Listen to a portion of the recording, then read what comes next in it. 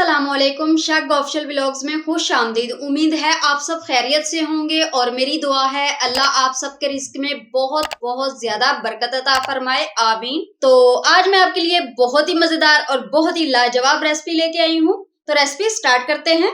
मैं बना रही हूँ बहुत ही मजेदार कैरी का शरबत। ये शरबत इतना मजेदार बनता है, जैसे आजकल गर्मी बहुत ज्यादा चल रही है तो आप बाहर जाने से पहले एक गिलास ये शरबत पी लें तो इंशाल्लाह आपको गर्मी महसूस नहीं होगी।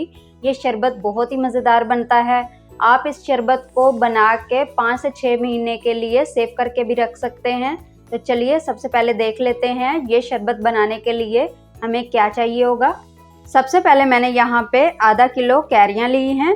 कैरियाँ मैंने यहाँ पे ग्रीन वाली ली हैं, कच्ची कैरियाँ ली हैं, या ज़्यादा मैंने पकी हुई कैरियाँ नहीं ली। तो सबसे पहले मैं कैरियों को छील लेती हूँ।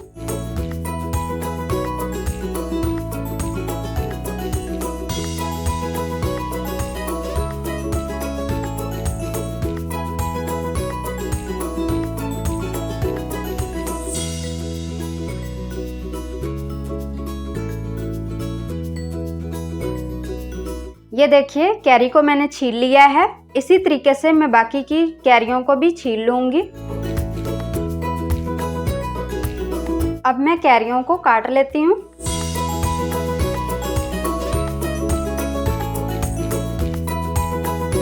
ये देखिए गुठली के पास से हमने इसको उतार लेना है। इस तरीके से हमने कैरी को काटना है। गुठली के साथ हमने ज़रा सी भी कैरी नहीं छोड़नी।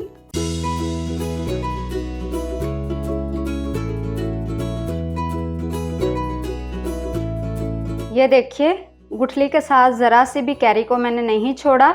इसी तरीके से मैं बाकी की कैरियों को भी काट लूँगी।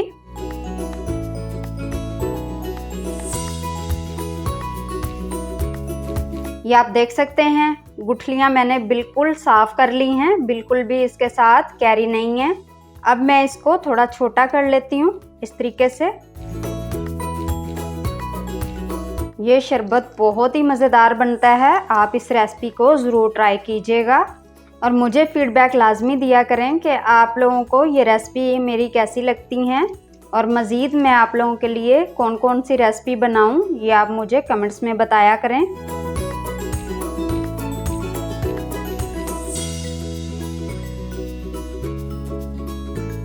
कैरियों को मैंने छोटा छोटा काट लिया है। यहाँ पर मैंने एक ब्लेंडर जग लिया है। इसमें मैं ऐड करूँगी कैरियाँ जिन्हें मैंने छोटा छोटा काट लिया है।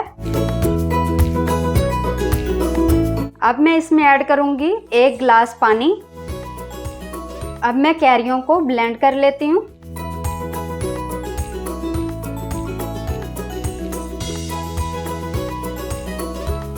कैरियों को मैंने ब्लेंड कर लिया है। अब मैं इसको कुक कर लेती हूँ। यहाँ पर मैंने एक कढ़ाई ली है। इसमें मैं ऐड करूँगी कैरी का पल्प जो हमने तैयार कर लिया था, वो इसमें मैं ऐड कर रही हूँ। अब मैं पल्प को मीडियम लो फ्लेम पे 15 मिनट के लिए कुक होने के लिए रख दूँगी कवर करके, ताकि जो हमारा पल्प है वो अच्छे से पक जाए।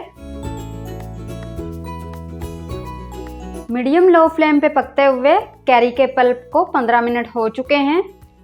ये देखिए माशाल्लाह से बहुत ही अच्छा कलर आ चुका है और कैरी का पल्प अच्छे से पक चुका है। अब मैं फ्लेम ऑफ कर दूंगी। फ्लेम मैंने ऑफ कर लिया है। अब मैं पल्प को ठंडा कर लूँगी अच्छे से, फिर मैं बताती हूँ कि आगे जाके हमने क्या करना है इसका। पल्प यहाँ पे ठंडा हो चुका है। अब मैं इसको छान लेती हूँ। पल्प को छानने के लिए मैंने यहाँ पे बाउल लिया है और एक मैंने यहाँ पे छाननी ले ली है, यानी स्ट्रेनर। अब मैं पल्प को छान लूँगी।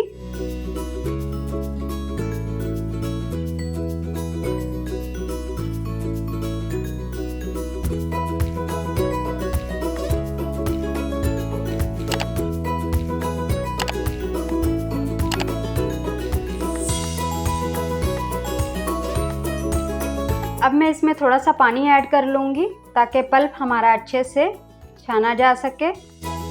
तकरीबन मैंने हाफ कप ऐड किया है और पानी।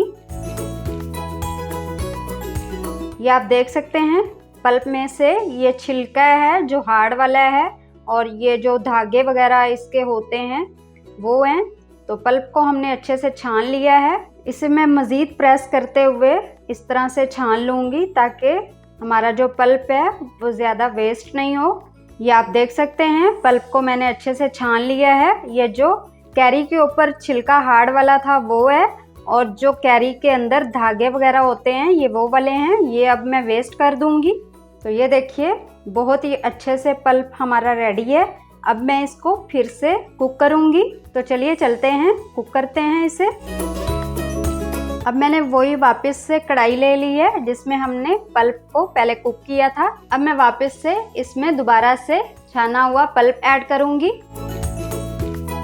अब मैं इसमें ऐड करूँगी 1/4 टीस्पून इलायची पाउडर, इससे फ्लेवर बहुत अच्छा आएगा।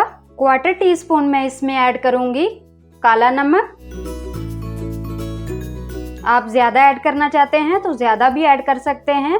काला नमक हमारी सेहत के लिए बहुत अच्छा होगा, जैसे कि गर्मी में हमें बहुत ज़्यादा पसीना आता है। काला नमक ऐड करने से नमकियात की कमी ख़त्म होगी। अब मैं इसमें ऐड करूँगी green colour 1 pinch. Colour add करने से ये होगा कि बिल्कुल हमारा जो शरबत है बाजार जैसा लगेगा और बहुत ही खूबसूरत लुक आएगी। अब मैं इसमें ऐड करूँगी चीनी आधा किलो, क्योंकि आधा किलो हमारी कैरी थी तो आधा किलो मैं चीनी ऐड कर रही हूँ।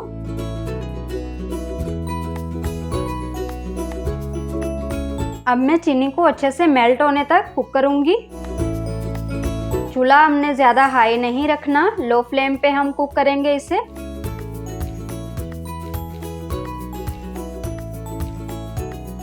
ये शरबत बहुत अच्छा बनता है और बहुत ही मज़ेदार तैयार होता है, बिल्कुल बाज़ार जैसा, जैसे हम बाज़ार से पीते हैं। तो आप इस रेसिपी को ज़रूर ट्राई कीजिएगा। ये बहुत ही मज़ेदार तैयार होता है शरबत। बच्चों को भी बहुत पसंद आएगा और बड़ों को भी बहुत पसंद आएगा।